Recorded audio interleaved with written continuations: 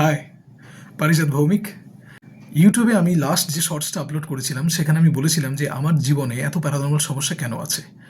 সেখান থেকে আপনারা মূলত দুটি জিনিস জানতে চেয়েছেন। এক, জীবনে যদি এত প্যারানর্মাল সমস্যা থাকে তাহলে জীবন তো প্যারানর্মাল সমস্যাদের দুর্বিষহ হয়ে ওঠার কথা।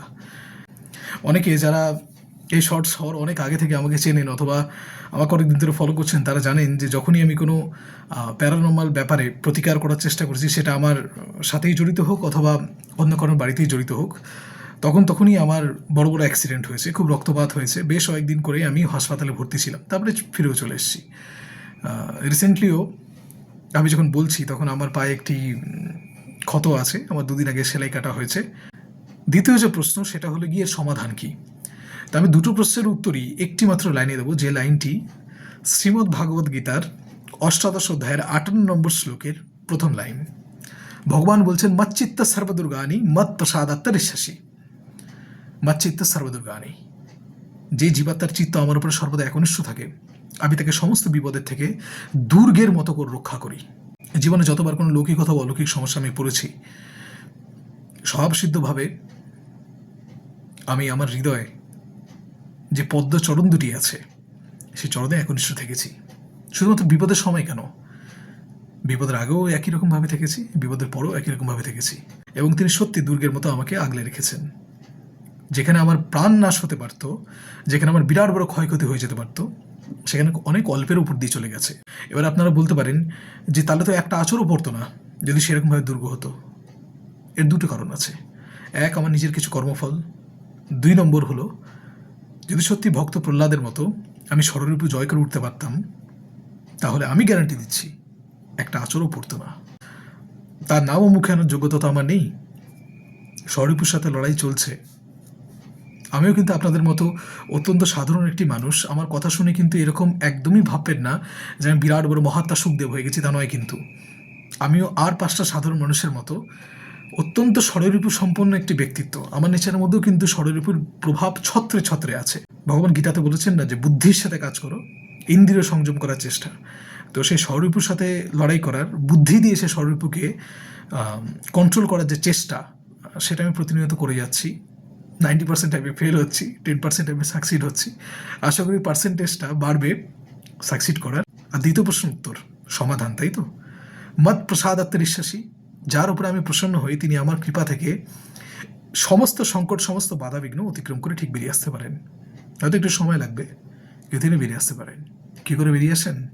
আমাদের সবার হৃদয়ে যে শ্রীহরি বিরাজমান, যেভাবে তিনি তার পরম ভক্তের মধ্যে বিরাজমান, যেভাবে তিনি তার পরম শত্রুর মধ্যে বিরাজমান, সেই শ্রীহরি যেরকম একসময় স্তম্ভ ভেঙে বেরিয়ে এসে তার ভক্তকে রক্ষা করেছিলেন, ঠিক একই রকমভাবে তিনি আমাদের বুক চিরে বেরিয়ে এসে আমাদেরই হাত দিয়ে আমাদের রক্ষা করেন। নৃসিংহ কবচের শেষের দিকে বলা হচ্ছে, কিমাত্র বহু লোকতেন নৃসিংহ সদৃশ ভবেত। আর কত রকমভাবে তোমাকে বলবো, নরসিংহদেব নিজে আসবেন না, তোমাকেই সে পরমাত্মার জোরে নরসিংহ হয়ে উঠতে হবে। তুমি তোমার বাধাবিঘ্নের বজ্রদৃঢ় প্রাচীরের মধ্যে দিয়ে তোমার রাস্তা তৈরি করে নিতে পারো। সময় লাগবে, কিন্তু ঠিক হবে যদি তোমার একাগ্রতা থাকে। সেইখানে চেষ্টা করলে হবে, চেষ্টা না করলে কিচ্ছু হবে না। তা আমার মনে হয় যখনই কোনো বিপদ আসে সামনে, তখন দুটো জিনিস করা উচিত। এক, আমাদের সবার হৃদয়ে সতত যে শ্রীহরি বিরাজমান, তার শ্রীচরণে একনিষ্ঠ থাকা উচিত। একনিষ্ঠতা একদিনে আসবে না, মনে একদিনে সংযত হবে না। আমার 6 বছর লেগেছে এটা করতে, তবে চেষ্টা না করলে কোনোদিনও হবে না। 2, শ্রীমদ্ ভাগবত গীতায় ভগবান বারবার বলছেন যে বুদ্ধির সাথে কাজ করো। সে বুদ্ধি, পরমাত্মা আমাদের যে বুদ্ধি দিয়েছেন আর পরমাত্মা আমাদের মধ্যে যে শক্তি দিয়েছেন, এই দুটোকে ব্যবহার করে নিজের বাধাবিঘ্নের মধ্যে দিয়ে নিজেকে রাস্তা বের করে নিতে হয়। নিজের অভিজ্ঞতা থেকে বলছি, সেরকম যখন বিপদ হয় না, কেউ আসে না। যারা পারে তারাও আসে না। তখন একমাত্র তিনিই থাকেন। তিনিই আপনার হৃদয়ে সে শক্তি দেন, সে শক্তি দিয়েই আপনাকে নিজের রাস্তা নিজেই বের করে নিতে হয়। গুরুদেব একটি উপদেশ দিয়েছিলেন না, বাবা, বিশ্বাসের থেকে বড় মন্ত্র নেই। বিশ্বাস যে আমার মধ্যে পরমাত্মা বিরাজমান, বিশ্বাস যে যাই কিছু হয়ে যাক আমি আমার পরমাত্মার যে শ্রীচরণ, তার মধ্যে আমি একনিষ্ঠ থাকবো। বিশ্বাস পরমাত্মা আমার যে বুদ্ধি দিয়েছেন না, পরমাত্মা আমার যে শক্তি দিয়েছেন, তার বলে আমি আমার বাধা বিঘ্নের মধ্যে দিয়ে রাস্তা বের করে আনতে পারবো। বিশ্বাস করুন, এতদিন বের করে আনতে পেরেছি। যেদিন বের করে আনতে পারবো না, সেদিন মনে করবো যে শ্রীহরি আমার সামনে মহাকাল হয়ে এসে দাঁড়িয়েছেন। যা তো সই ধ্রুব মৃত্যু, জন্মিলে মরিতে হবে, অমরকে কোথা কবে, তাই না? বাকি জীবন থাকলে তাতে তো লৌকিক অলৌকিক সংঘর্ষ চলতেই থাকবে। এ নিয়েই তো জীবন। আশা করি আপনাদের প্রশ্নের উত্তর আমি দিতে পেরেছি।